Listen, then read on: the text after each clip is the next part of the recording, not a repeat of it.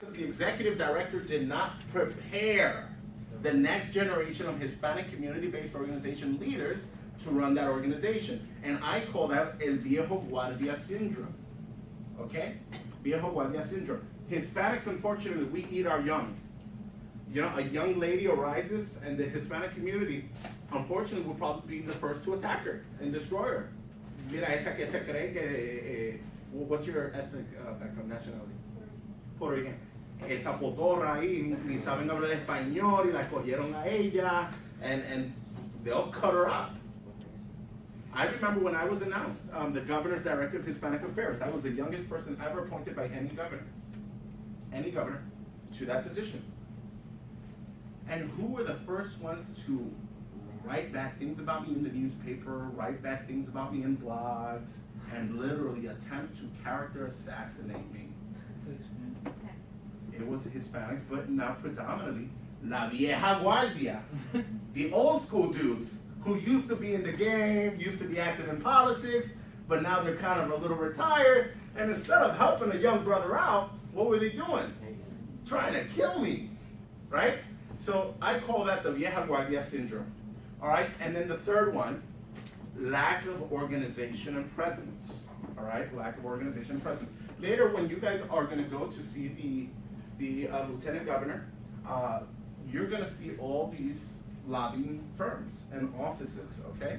Now, I want you all to do me a favor, keep looking to the left and tell me how many organizations that are representing Hispanics in New Jersey are here and have an office, all right?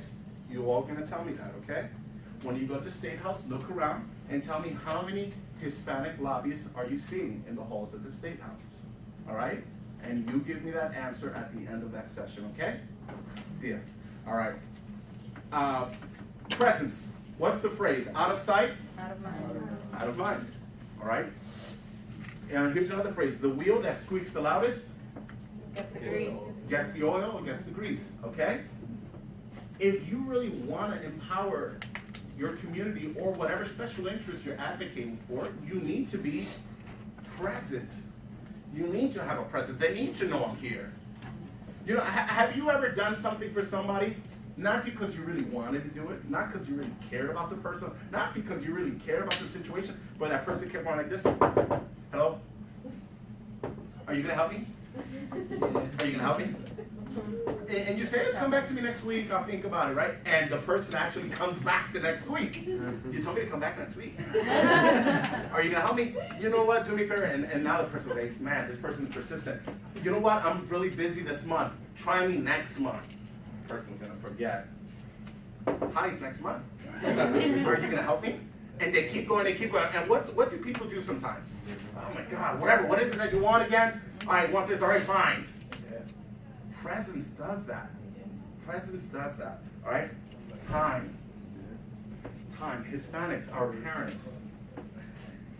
parents work hard, right? Who has a parent that works one job? Raise your hand.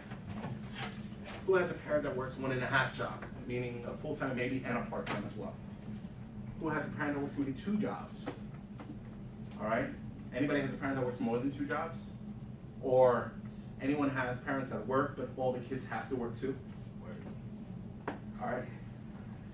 So in the midst of that hustle and that bustle, it's really hard to advocate for good causes and issues that affect our families, issues that affect our community. What I want to encourage you all is to find the time. Make the time, okay? It behooves you to make the time. How many here are registered to vote? Raise your hand. All right, somebody give me a chair. I'm going to faint because there's a couple that aren't registered to vote. Men and women and many Hispanics.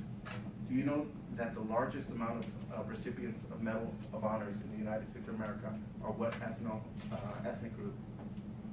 Hispanics. Did you guys know that? No. The largest recipients of medals of honors in the United States have been given to Hispanics. All right?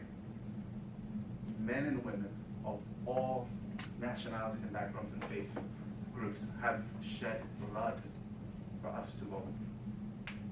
Now I know under the current political climate, one says, what's the point, right? what's the point? You must take advantage of voting, all right? If you don't vote, you honestly forfeit your right